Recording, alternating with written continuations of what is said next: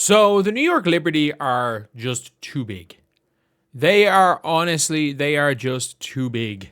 And having Hanju is a game changer for them because is Hanju the best center in the league? No. Is she the tallest player in the league? By quite a lot, yes. Is she somebody that, if she is your starting center, is we'll give negatives, as in like she's not particularly fast, she can't guard the pick and roll, she can get cooked a little bit. Yeah, absolutely. But is she also somebody that you have as a situational player that can completely change a game? Like, you can put in for 5 minutes, and in those 5 minutes, she could give you 10 points and completely change how a game goes, or your team's struggling, and you put her on the floor, and she goes in and changes the outcome of a game? Yeah, she is the type of player. And we saw it against the Fever here. If you guys don't know, basically, she is somebody, first of all, the first shot she hit was a 3. But she is somebody that has been dominant in the Chinese league, which is a lot of WNBA big. She's one of the best players there. And then went over to Australia, basically, to help her play a more WNBA style and help her out with her English as well. And if you're just looking at her play, like, she's someone who plays hard and is super good. She's a good passer. She's a giant and has ridiculous touch around the basket. And like, I remember I've been talking about this in plenty of videos. Like, I think I said it last year. I'm like, oh yeah, like there was rumors she was coming over halfway through last season. There's videos on this channel talking about her last year. And I think the Liberty have her for 2 more seasons on. It's either 1 or 2 more seasons. I'm not entirely sure on that's 2 blocks in 1 possession on a minimum deal. And like, this is a minimum contract backup center or third string center if you want to go small ball with Stewie. This is why they let Niara Sabally walk, by the way. If you're wondering why Niara Sabally was allowed to walk, it was because of Hanju. They were perfectly fine with letting Niara walk because, in terms of pure impact on the floor, Hanju's going to give similar enough impact. She swatted Caitlin as well. Let's not forget that. And yeah, she's just a fantastic. And look, again, with the starters, she was still giving them the business. Obviously, second half with the third stringers, she was absolutely cooking them, but she was killing it in the first half as well.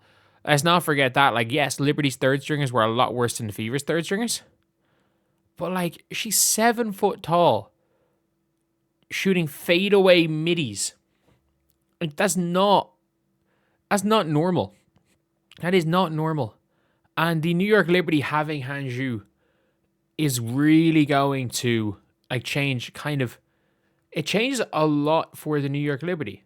Why does it change a lot for New York Liberty? Because they have now got 2-3 different game styles if things aren't going well. Like, if things aren't going well, they've got, like, if you look at the Liberty's bench, what they have off their bench, Benigel Hamilton is the best bench player in the WNBA, bar none. She's somebody that was all-star-ish level player who was in conversations for making the All-Star team in 2024. Her last full season, 11.8 points per game on a team that was by far the best team in the WNBA. There was conversations for her being on the All-Star team. She's somebody who is, like, again, early 30s, but an MIP, was an All-Star in 2021, has made multiple all-defensive teams, and won a World Cup for USA in 2022. Like, was on the USA team for the 2022 World Cup, the previous World Cup. So, if you're looking at this type of player, it's like, okay, this is a player, or like, Benigel Hamilton is a player that's going to be huge.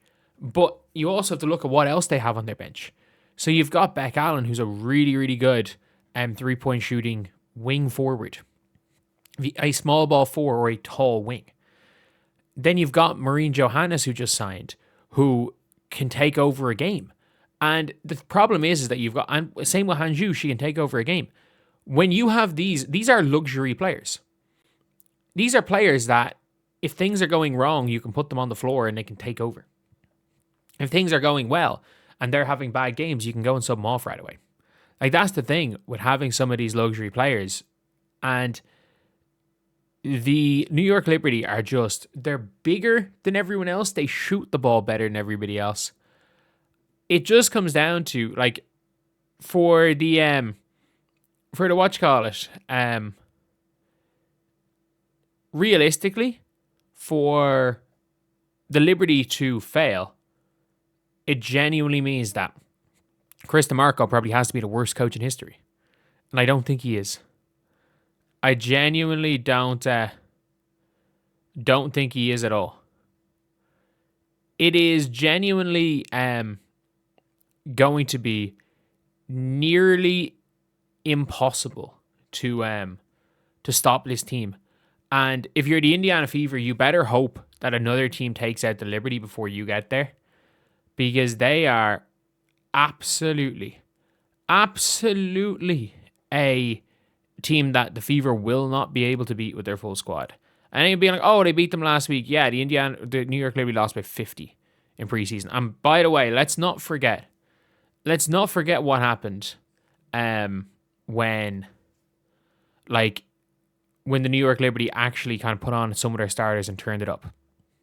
Stewie went on a solo 13-0 run, or 13 whatever it was run, to give them the lead. So, yeah, I just think this team's too good. I think it's going to be a really difficult one, because I think just the Fever don't match up well enough to them. I don't think they do, because if people are saying, oh, the Fever will just beat them speed-wise, the New York Liberty can go out with a lineup. Like, I don't think people realize the New York Liberty can say, okay, if you guys want to beat us speed-wise, we're going to go and put out not Hanju, geez, Stewie at the 5, Satu at the 4, Beck Allen at the 3, Breanna, and fucking Phoebish, because Phoebish can play in any sort of lineup. And suddenly they have a team that almost matches the Fever's speed. Or is somewhat close. Heck, fuck it. Laney Hamilton in there instead of Phoebish. That somewhat matches the team's speed and is bigger. They can nearly match the Fever speed-wise if they go small ball while they're bigger. Like, the Liberty going small ball is still bigger than the Fever. That is how big the Liberty is. Their small ball lineups are still taller than a lot of teams. And if they go huge for small periods of games, it's going to be really difficult to stop. Like, I still think the Stewie at point guard, the 6'6" lineup. The lineup where an average height of 6'6" with Hanju, John Quell at the 4, Stewie at the 1, Satu and Phoebish. I still think they run that sometimes this season. But yeah. Anyway, that is the video. I'll see you guys.